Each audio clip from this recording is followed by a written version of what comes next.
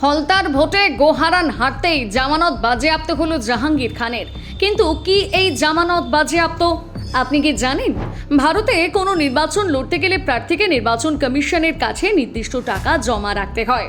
এটাকেই বলা হয় জামানতের টাকা। নিয়ম অনুযায়ী ভারতের লোকসভা নির্বাচনে সাধারণ শ্রেণীর প্রার্থীদের 25,000 টাকা এবং এসসি ও এসটি প্রার্থীদের 12,500 টাকা জমা দিতে হয়।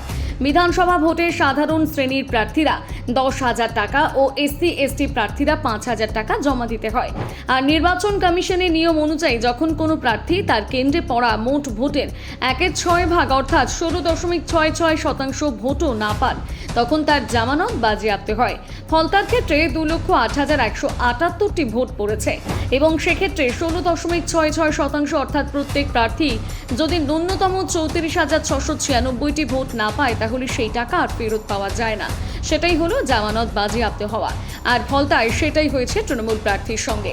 রাজনৈতিক বিশেষজ্ঞদের মতে 1998 সালে দল গঠনের পরে প্রথম কোনো নির্বাচনে তৃণমূলের প্রার্থী চতুর্থ স্থানে গেলেন। শুধু তাই নয়, 2011 সালে ক্ষমতায় আসার পরে প্রথম কোনো তৃণমূল প্রার্থীর জামানত বাজেয়াপ্ত হলো বলেও দাবি উঠছে রাজনৈতিক মহলে।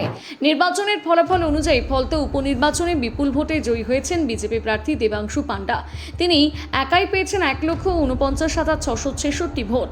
অন্যদিকে বাম প্রার্থী শম্ভুনাথ কুর্মী 40,645 ভোট পেয়ে দ্বিতীয় স্থান দখল করেছেন। কংগ্রেসের আব্দুর রাজ্জাক 10,084 ভোট পেয়ে তৃতীয় স্থানে রয়েছেন এবং তৃণমূল কংগ্রেসের প্রার্থী জাহাঙ্গীর খান মাত্র 7,783 ভোট পেয়ে চতুর্থ স্থানে রয়েছে। এদিকে এই জয়ের ফলে বিধানসভায় বিজেপির আসন সংখ্যা বেড়ে দাঁড়ালো 208। কেমন লাগলো এই ভিডিও জানাতে ভুলবেন না কমেন্ট করে।